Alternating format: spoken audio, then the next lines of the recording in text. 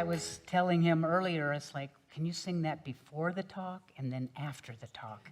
Because it's so powerful. So you can always look that up, The Anchor Holds by Ray Boltz.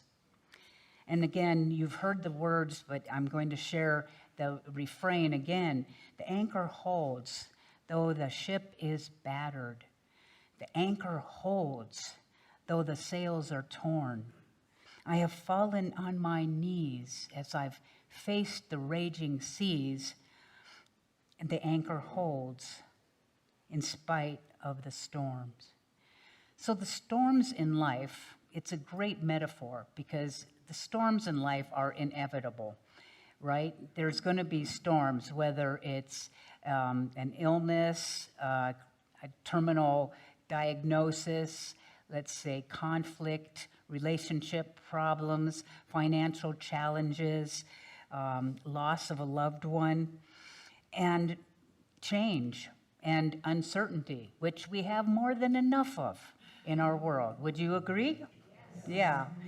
So the question is not will the storms come, but what anchors me when they do? Because the storms are going to come. There are going to be days where it's calm, and then there's days where the storm shows up. And I don't want to be tossed into the sea of fear, doubt, and worry.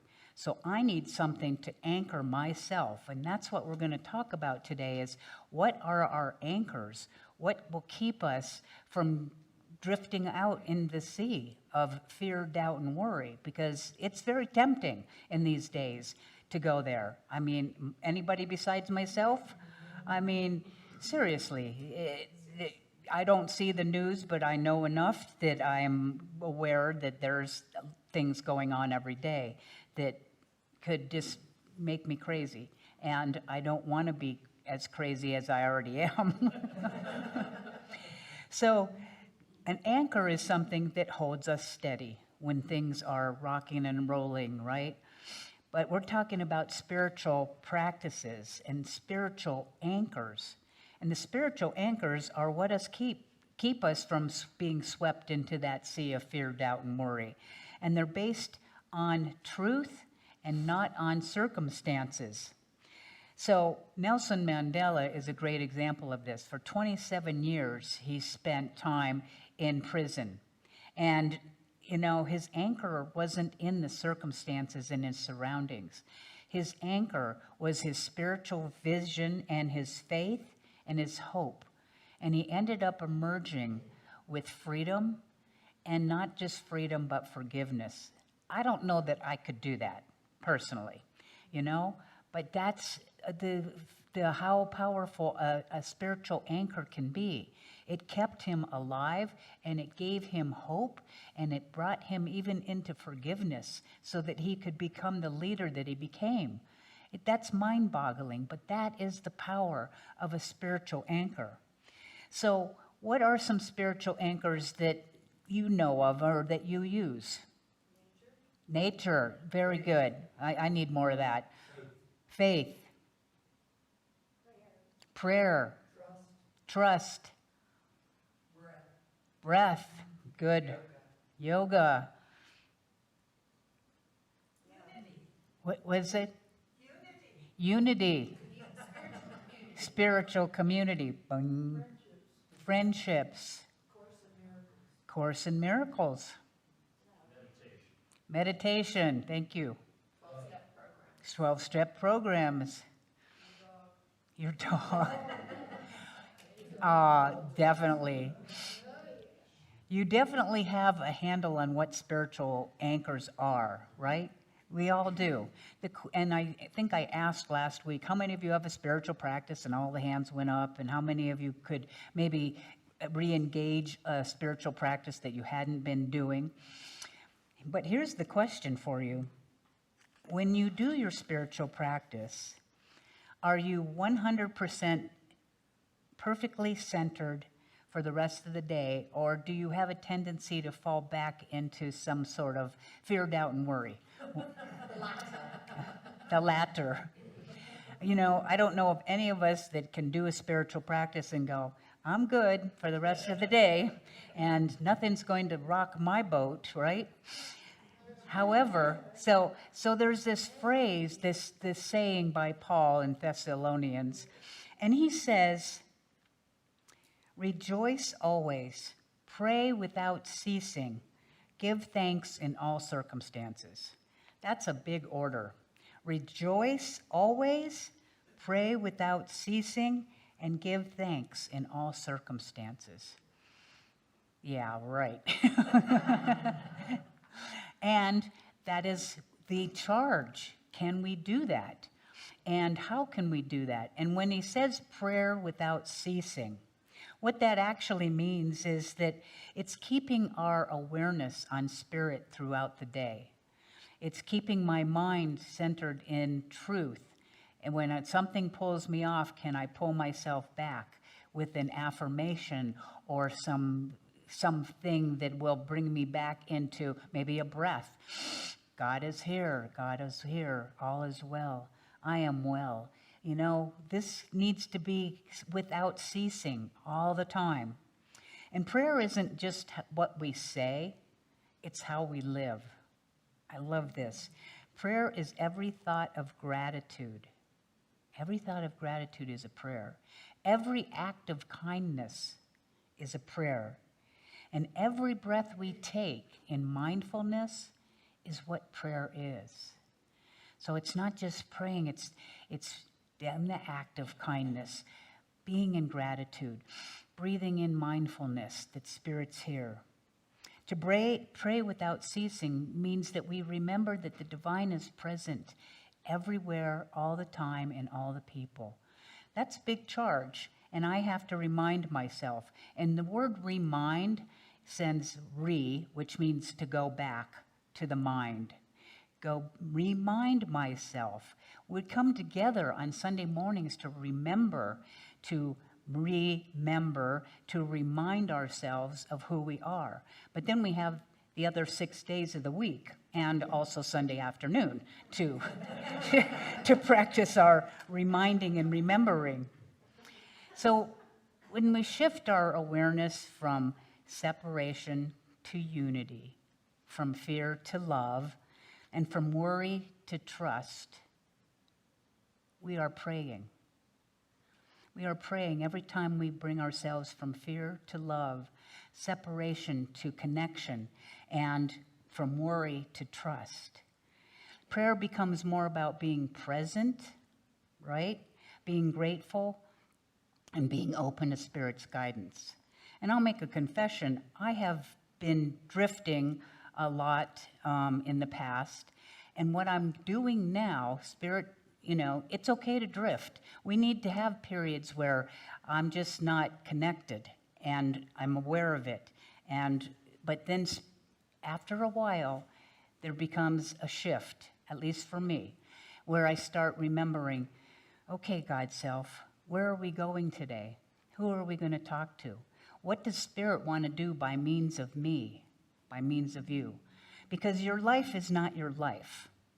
And that is something that, for me to change my mind around, to go, Spirit is the life within me, seeking a freer, fuller, more expanded expression of itself through me and as me. We are God beings. It's not even your life. It's God's life that is moving through you. So what does God's self want to do today? That's the question. What does my God self want to do today? How does it want to be today? Where is it going to go today? What kind of adventures does my God self want to have today? It changes everything when I put it on God's self and not on me. Huge. That is huge. When it's about the divine within me. It wants to go on a hike with Kim and be out in nature. It realizes going uphill for a long distance is not really Spirit's plan for the day. It would rather walk around the campground and sit on a picnic table and have conversation. That's what Spirit wanted to do that day, and I was okay with it. Isn't that great? So Somebody that I believe is a great example of praying without ceasing. Ceasing? Yeah, pray without ceasing or ceasing, whichever, both. I believe that Myrtle Fillmore, who is the co-founder of Unity, was a great example of this.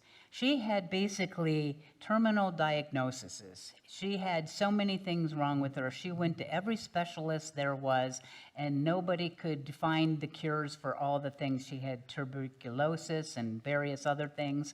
And then she went to this convention for New Thought, and E.B. Weeks was speaking in Chicago. And she walked out of there with a different mindset. It was, I'm a child of God. I do not inherit sickness.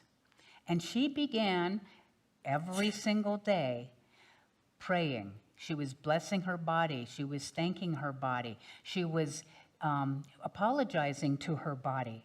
She continued affirming life and wholeness and health. And she just didn't do it once and it was done. She did this consistently every day. Throughout the day, she prayed without ceasing. It became her life, and she was totally healed, and she became an inspiration for others. In fact, for us, by her depth of faith and for her praying without ceasing. So I think that she's a great model for us. So I want to come back to faith as one of our anchors, and that's what in that song, having that faith. And I heard somebody say faith. I think that was Rob. And faith is basically in Hebrews, it says, faith is the assurance of things hoped for and the conviction of things unseen. The conviction of things. And what does conviction mean? It means absolute certainty. There's no doubt. It's done. It is as it is. It is conviction. So Ernest Holmes, who is the founder of Science of Mind teachings, he has this great passage, and it's called Revitalizing Faith. Yes. He says, in order to have faith, we must have a conviction. There's that word, that all is well.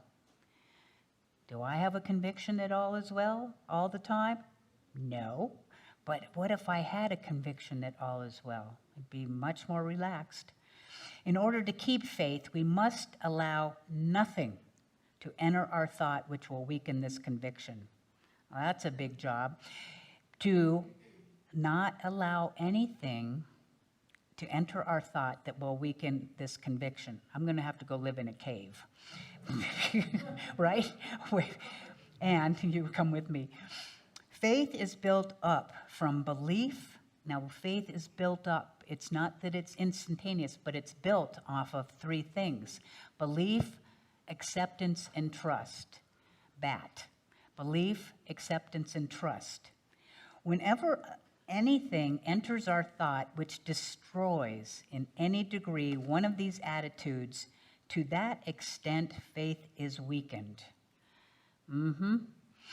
So, to be mindful of all of a sudden, oh, I'm in a worry thought, I'm having a fear thought. Look, just catching yourself is the beginning of the process.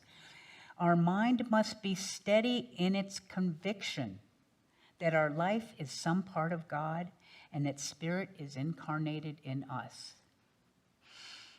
Say that again. Our mind must be steady in its conviction that our life is some part of God and that Spirit is incarnated as us. Affirmations and denials are for the purpose of vitalizing faith, for the purpose of converting thought to a belief in things spiritual. Okay? So I need to stay steady. It's a continual process. It's not, again, one and done. And it's, we need to not have faith in God, not to have faith in God, to have the faith of God.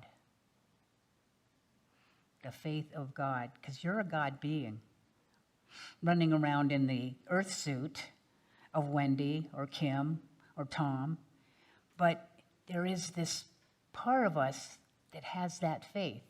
And Jesus was the great way shower of what that looks like, the embodiment of not having anything except the knowingness of who he was, to the degree that he could do all that he did. And then he said we could do the same. So how can we have that faith of God instead of in God? Well, we must practice the art of faith. There's an art, and that's A-R-T. There's an acronym for you. The A stands for affirm the good. Again, Ernest Holmes said affirmations. So what am I going to affirm? I'm going to affirm that the anchor holds. I'm going to affirm that I'm anchored in spirit.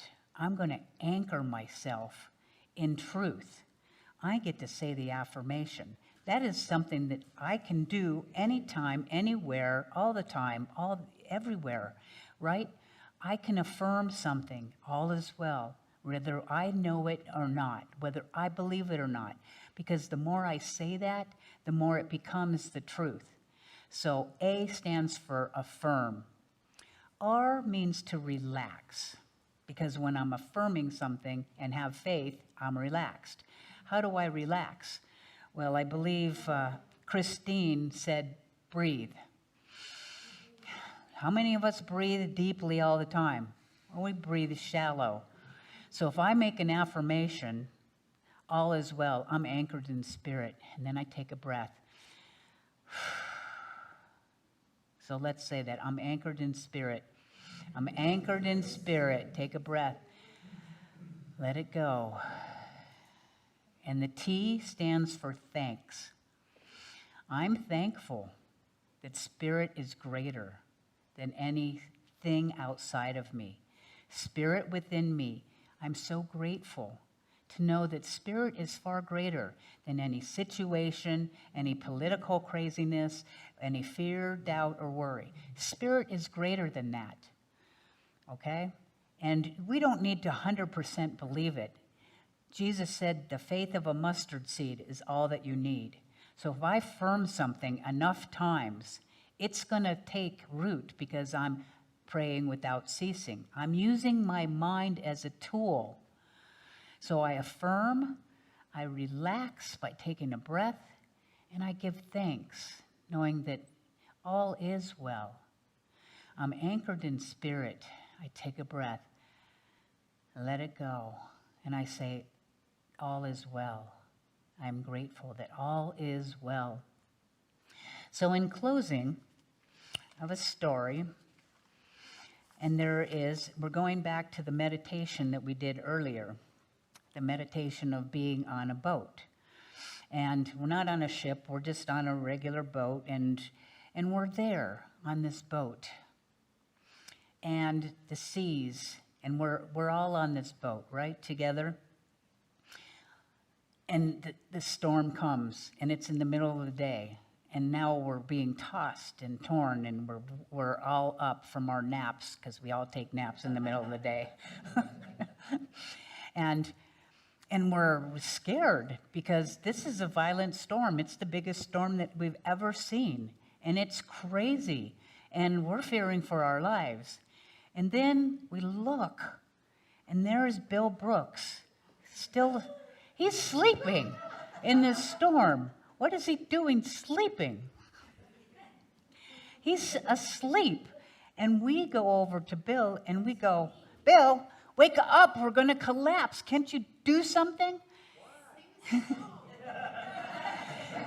Can't you do something? Get your microphone out. So he gets his microphone out and he goes, peace, be still. And everything settles down. And everybody goes, how did you do that, right? And he goes, oh, you of such little faith.